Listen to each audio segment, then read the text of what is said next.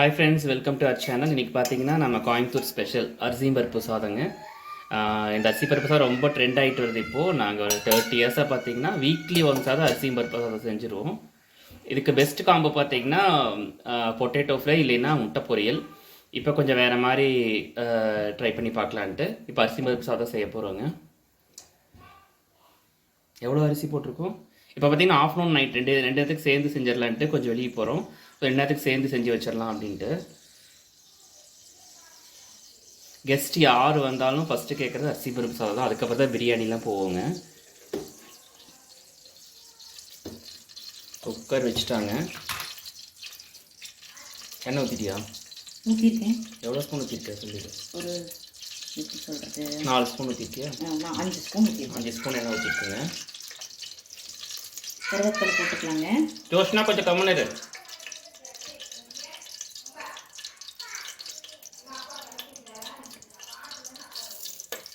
கருவேப்பிலை போட்டாச்சுங்க. எண்ணெய் காஞ்சோன்னா போட்டுக்கோங்க. நிறைய வேணும்னா நிறைய போட்டுக்கலாம். 2 டம்ளர் போட்டுருக்கனால என்னதான் நம்ம கடையில் வாங்கின கருவேப்பிலைக்கும் வீட்டில் பறிக்கிறதுக்கும் அந்த ஃப்ளேவரே தனி தான். இது நம்ம வீட்டில் பறிச்சிடுங்க. நான் ஃப்ளேவர் எப்பவுமே சூப்பராக இருக்கும். இந்த புகைனால உங்களுக்கு ஃபோனில் அப்படி இருக்குது.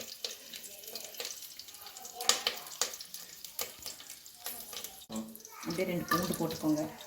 பூண்டு நிறைய பிடிக்கிறவங்க கொஞ்சம் பூண்டு நிறையவே போட்டுக்கோங்க. நம்ம பூண்டு எனக்கு அவ்வளோ பிடிக்காதனால நான் கம்மியாக தான் போடுவேன். கொஞ்சம் அந்த ஃப்ளேவர் பச்சை வாசம் போகிற வரைக்கும் அப்படியே லைட்டாக வணங்கட்டுவேன். அப்புறமா சின்ன வெங்காயம் போட்டு செய்யுங்க. பெரிய வெங்காயத்தை விட சின்ன வெங்காயம் போட்டால் நல்லாயிருக்கும். சின்ன வெங்காயம் தான் ஆக்சுவலி இதுக்கு போடணும். நிறைய பேர் வந்து இதுக்கு பெரிய வெங்காயத்தை போட்டு செஞ்சுருவாங்க. அறுக்கிற கஷ்டப்பட்டுக்கிட்டு சின்ன வெங்காயம் போட்டு பண்ணுற டேஸ்ட்டு நல்லாயிருக்கும். எண்ணெய் யூஸ் பண்ணுறேன் அதை சொல்லி. இல்லை, தேங்காய் எண்ணெயில் செய்யலாம். ஆனால் நான் ஆயிலில் தான் இன்றைக்கி பண்ணுறேன். ஆயிலில் பண்ணாலும் நல்லாயிருக்கும். எல்லாருக்கும் தேங்காய் எண்ணெய் பிடிக்காது. கூட வெங்காயம் போட்டுக்கலாங்க. நமக்கு 1க்கு 2 அரைச்சி போடுறோம்.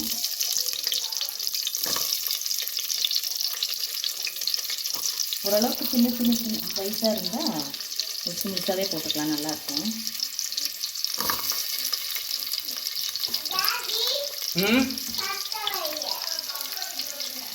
ஒரு நிமிஷம் வீடியோ ஆஃப் பண்ணிக்கிறேன். இப்போ நான் வெங்காயம் போட்டு லைட்டாக வணக்கிட்டு இருக்கேன். இப்போ சாதத்துக்கு வேணுங்கிற உப்பு இப்போயே போட்டுடலாங்க. அப்போ கொஞ்சம் சீக்கிரமாக வணங்கிடும். லேட்டாக வேறு குக் பண்ணுறோங்களா. டைம் பார்த்தீங்கன்னா இப்போது 2:30 இருக்குமா? ஒரு கை உப்பு. 2:30 இருக்குமா? இல்லை, 1:30 தான். 1:30 ஆச்சு. ஈவினிங் கிளம்புறதுக்கு முன்னாடி செஞ்சு வச்சுட்டோம்னா 2.5 டம்ளர் கலவை. பருப்புக்கு நான் கணக்கு எடுக்கலைங்க, அரிசிக்கு மட்டும்தான். அரிசி எவ்வளோ போட்டிருக்கோம்? 2 ஒரு கை அளவுன்னு வச்சுக்கோங்க. என் கை சின்ன கை, ஏன்னா பெரியவங்கலாம் போனீங்கன்னா ஒரு கை அளவு கணக்கு வச்சுக்கோங்க. அரிசி வந்து 2 உடக்கா, அப்புறம் 2 டம்ளர் அரிசி, 1/2 டம்ளர் பருப்பு. 2 டம்ளர் இல்லைங்க, 2.5 அரிசி எடுத்திருக்கேன். ஓ, 2.5 டம்ளர் அரிசி. இல்லை, 2 தான் போட்டிருக்காங்க. 2 தான் போட்டிருக்காங்க.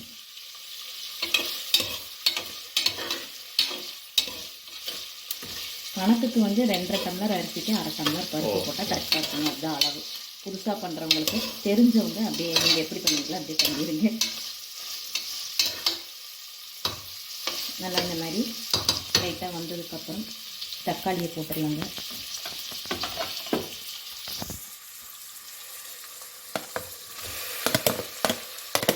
ஒரு தக்காளி இல்லையா?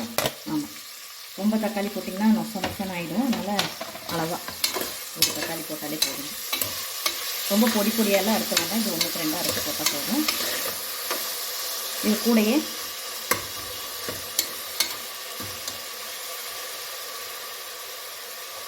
மஞ்சள் தூள் கொஞ்சம் போட்டுக்கோங்க. ரொம்ப போட்டுறாதீங்க, அளவாக. இது தக்காளி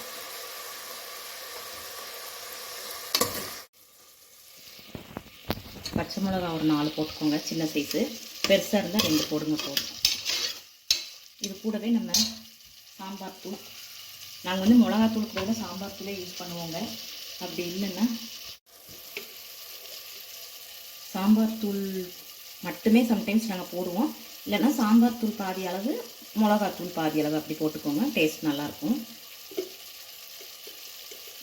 இது கிட்டத்தட்ட ஒரு சாம்பார் தூள் ஒரு 1.5 ஸ்பூன் போடுறேன்.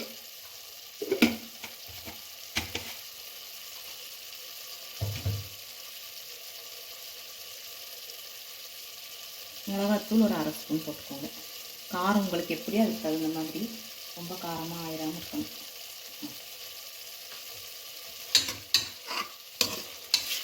இப்போ ஏஜ்டு பர்சன் சாப்பிட்றா இருந்தால் கம்மியாக ஆட் பண்ணிக்கோங்க. ஏன்னா நம்ம இது பச்சை மிளகாவும் ஆட் பண்ணியிருக்கோம், சாம்பார் தூள், மிளகாத்தூள் எல்லாமே இருக்குது. அதனால் காரம். இப்போ நீங்கள் சைட் டிஷ் எல்லாம் கூட சாப்பிட்டுக்கலாம் இல்லையா? இப்படியே சாப்பிட்டுக்கலாம், வேணாம் சைட் மழைக்கு செஞ்சு சாப்பிட்டாங்கன்னா நல்லாயிருக்கும். ஈவினிங் டைமில் மழை வரும்போது செஞ்சு சாப்பிட்டா செம்மையாக இருக்கும். அப்புறம் இந்த தக்காளியை வந்து ரொம்ப கொத்தி விட வேண்டாங்க, சாதம் கொஞ்சம் நசன்னு வந்துடும். அதுவே வணங்கிடும் இந்த எண்ணெயிலேயே. அந்த அளவுக்கு நீங்கள் செஞ்சால் போதும். இப்போ நம்ம மற்றதெல்லாம் வணக்கும் போது பார்த்திங்கன்னா இப்படி கொத்தி விடுவோம்ல, அது மாதிரி நம்ம பண்ண வேண்டாம். சும்மா ஜஸ்ட் இப்படி பண்ணிங்கன்னா அதுவே நல்லா உங்களுக்கு இதாகி வந்துடும். நம்ம கொத்தி விட்டோன்னா அது டெக்ஸ்சர், ரைஸோட டெக்ஸ்சர் கொஞ்சம் ஒரு மாதிரி ஆகிடும். அதனால் அது பண்ண வேண்டாங்க. ஜஸ்ட் இப்படி கலந்து விட்டுங்க.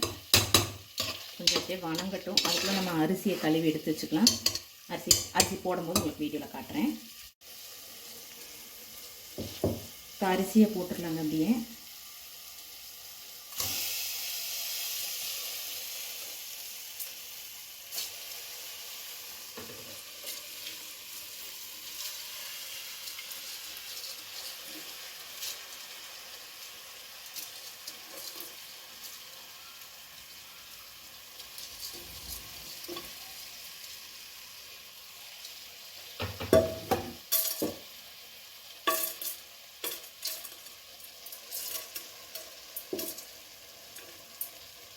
இதில் தண்ணி வந்து பார்த்திங்கன்னா இப்போ ஒரு அரிசி கணக்கு எடுத்துக்கோங்க. 1 டம்ளருக்கு 3 டம்ளர் அரிசி வைங்க. இல்லை ரொம்ப கொலன்னு உங்களுக்கு வேணும் அப்படிங்கிற மாதிரி இருந்தால் நீங்கள் வந்து ஒரு 4 டம்ளர் கூட வச்சுக்கலாம். இது வந்து கொஞ்சம் பழைய அரிசி தான், அதனால் நாங்கள் 3 டம்ளர் மட்டும் வைக்கிறோம். கொஞ்சம் உதிரியாக வேணும் அப்படிங்கிறக்காக. பருப்பு வந்து நீங்கள் கணக்கு எடுத்துக்க வேண்டாம். இப்போ 2.5 டம்ளர் அரிசி இருக்கிறனால அதுக்கு தகுந்த மாதிரி நாங்கள் அளந்து எடுத்துக்குவோம். அப்போ பார்த்திங்கன்னா 3 3 6 ப்ளஸ் அரைக்கி அது ஒரு 1.5. அப்போ எவ்வளோ ஆச்சுங்க? 7 டம்ளர் தண்ணி.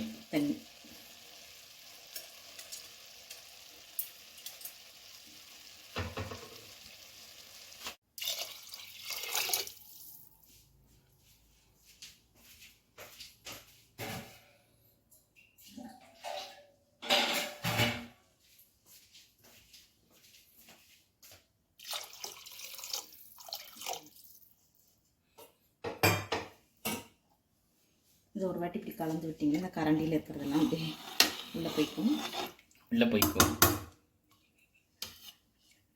இவர் எப்போ அப்படி தண்ணி கிண்டல் பண்ணிக்கிட்டே இருப்பார். நமக்கு அதை பற்றி எத்தனை விசில் விடணும்? இது கலந்து விட்டு 3 விசில் இறக்கிடலாம். ஒரு சிலர் 2 விசில் விட்டு இறக்குவாங்க. உங்களுக்கு எப்படி உங்கள் குக்கர் எப்படி சௌரியமோ அப்படி பார்த்து இறக்கிக்கோங்க. அதாவது ரைஸ் வந்து தனித்தனி பீஸாக இருக்கணும்னா 2 விசிலா? 2 விசில் இருந்தாலே போதும். அதாவது ஃப்ரைட் ரைஸ் இது மாதிரி வேணும்னா கொஞ்சம் பலவளன்னு இருக்கணும்னா 2 விசில், கொஞ்சம் நல்லா வெந்திருக்கணும்னா 3 விசில். கரெக்டாக? அவ்வளோதாங்க. இப்போ இது க்ளோஸ் பண்ணி வச்சிடலாம். 3 விசில் விட்டு இறக்கிடலாம்.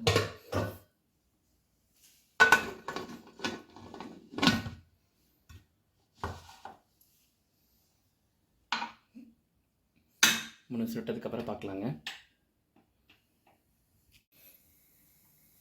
இப்போ இது வந்து பார்த்திங்கன்னா இந்த சாதம் பண்ணுறோம் இல்லைங்களா, அதுக்கு வந்து நம்ம இப்போ கொஞ்சம் சைட் டிஷ் டிஃப்ரெண்ட்டாக ட்ரை பண்ணலான்னு சொல்லிட்டு இது சோயா பெப்பர் ஃப்ரை பண்ணுறோங்க. அவ்வளோதான். நீங்கள் என்ன வேணாலும் பண்ணிக்கலாம். இது கூட பொட்டேட்டோ முட்டை பொரியல் பண்ணிக்கலாம். பொட்டேட்டோ முட்டை பொரியல் நல்லா காம்பினேஷன். பட் இது கொஞ்சம் டிஃப்ரெண்ட்டாக பண்ணலாமேன்னு பண்ணுறோம். இல்லைன்னா நீங்கள் மஷ்ரூம் பண்ணலாம், இல்லைன்னா பேபிகார்ன் பண்ணலாம், ஈவன் வெண்டைக்காய் கூட பண்ணிக்கலாம். சூப்பராக இருக்கும். வெண்டைக்காய் வந்து இந்த நம்ம 65 ஃப்ரை மாதிரி பண்ணலாம். அந்த மாதிரி பண்ணிங்கன்னா செம்ம டேஸ்ட்டாக இருக்கும். பட் இன்றைக்கி வந்து நம்ம சோயா பண்ண போகிறோம். என்னன்னு சொல்லிடு. ஃபஸ்ட்டு வடைச்சிட்டு வச்சு அந்த ஈரம்லாம் போயிருட்டுங்க. அதுக்கப்புறமா ஆயில் ஊற்றலாம்.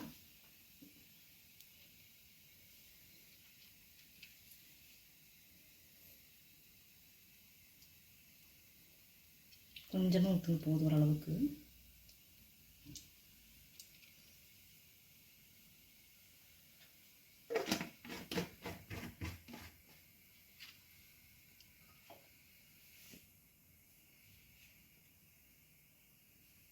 எண்ணெய் காயட்டுங்க.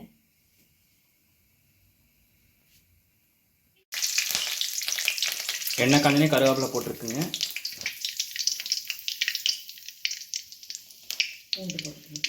பூண்டு 2 பல். அது கொஞ்சம் வணங்கினதுக்கப்புறம் நம்ம அதுக்கு பார்த்துக்கோங்க.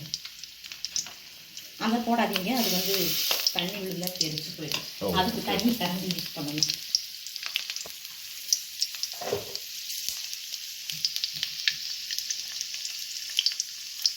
அந்த தோசை கரண்டி எடுத்துக்கலாங்களா? எடுத்துக்கலாங்க. இந்தாங்க. அடுத்தது என்ன வெங்காயமா வெந்துருச்சுங்க. இந்த மாதிரி ஆனதுக்கப்புறம் நம்ம ஆனியனை போட்டுக்கலாங்க. பெரிய வெங்காயம், ஒரு வெங்காயம், ஒன்றா இருந்தா பெரிய வெங்காயம் நம்ம 1.5 எடுத்துருக்கோம்.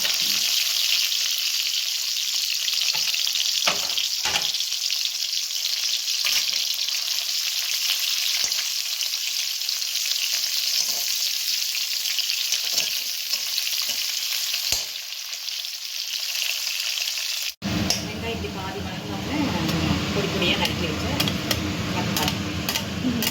தக்காளி ஆப்பிள் தக்காளி யூஸ் பண்ணுவேன். அந்த புளிப்பு டேஸ்ட்லாம் இருக்கும். நாங்கள் ஜென்ரலாகவே ஆப்பிள் தக்காளி தான் யூஸ் பண்ணுவோம். ஆப்பிள் தக்காளி புளிப்பாக தேவைப்படுறதா இருந்தால் யூஸ் பண்ணிக்கலாம். ஆப்பிள் தக்காளி வந்து எந்த அளவுக்கு எனக்கு தெரியல. பட் நீங்கள் அதுவும் பிடிக்குன்னா அதுவும் யூஸ் பண்ணிக்கலாம். இது கூடயே வந்து நம்ம என்னென்ன போடணுமோ அதெல்லாம் போட்டுக்கலாங்க.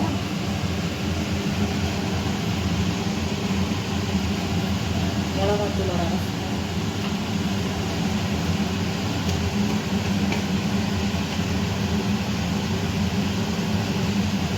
சாம்பார் தூளோட அரசு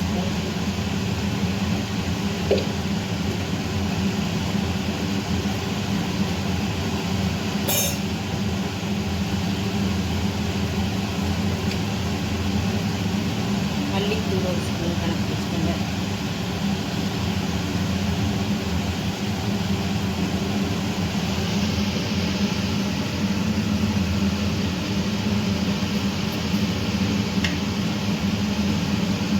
கறி மசாலா தூள் அது ஒரு ஸ்பூன்.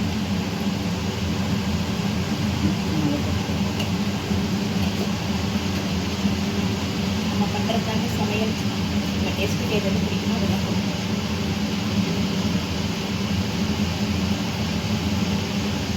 நெக்ஸ்ட்டு நான் வந்து கொஞ்சம் சீரகத்தூள் போடுறேன். பிடிக்கிறவங்க போட்டுக்கோங்க, பிடிக்கலன்னா அதை மட்டும் ஸ்கிப் பண்ணிக்கோங்க. நான் ஜஸ்ட் ஒரு 1/4 ஸ்பூன் அளவு போடுறேன். எங்களோட பார்த்தீங்கன்னா மெஷர்மெண்ட் சமையல்லாம் கிடையாது. அப்ராக்ஸாக எங்கள் டேஸ்ட்டுக்கு ஏற்ற மாதிரி குக் பண்ணிப்போம், அவ்வளோதான்.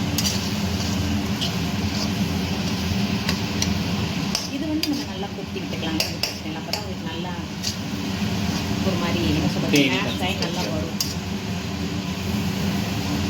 எப்படி கிரேவியாக இருக்குமா? கிரேவி செமியாக இருக்கும். இல்லை, செமி கிரேவி.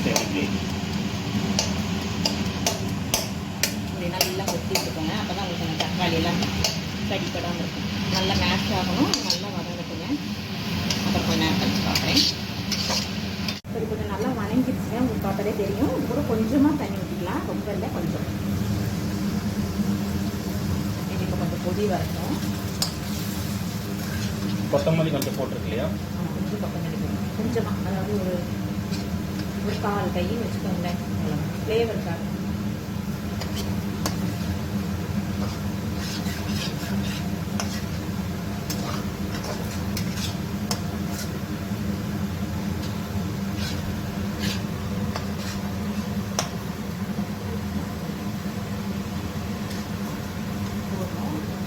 கொதி வந்தோம்னா நம்ம வந்து இங்கே பார்த்தீங்கன்னா சோயாவை வந்து நான் குட்டி சோயா தான் எடுத்திருக்கேன். இந்த பீனட் சைஸில் இருக்குள்ள அது. அதாவது நம்ம என்ன பண்ணுறோம்னா சுடுதண்ணியில் ஒன்ஸ் ஊற வச்சு நல்லா பிழிஞ்சு எடுத்து வச்சுருக்கேன். அவ்வளோதான், கொதி வந்துகிட்டே இருக்கு பாருங்க. இப்போ வந்து நம்ம இந்த சோயா தூக்கி இதில் உள்ளே போட்டுறோம். போட்டுட்டு உங்களுக்கு நான் காட்டுறேன் எப்படின்னு. இப்போ வந்து பார்த்தீங்கன்னா இந்த நம்ம போட்டுருந்தோம் இல்லைங்களா தண்ணி, அது எல்லாமே வச்சு சுண்டிடுச்சு, நல்லா சுண்டி ஃபுல்லாக வெந்துருச்சுங்க. இப்போ நம்ம அடுப்பு ஆஃப் பண்ணிவிட்டு சர்வ் பண்ணிடலாம். ரைஸ் கூட வச்சு சாப்பிட்டிங்கன்னா நல்லாயிருக்கும். ஒரு மாதிரி டிஃப்ரெண்ட்டாக இருக்கும், ட்ரை பண்ணி பாருங்கள்.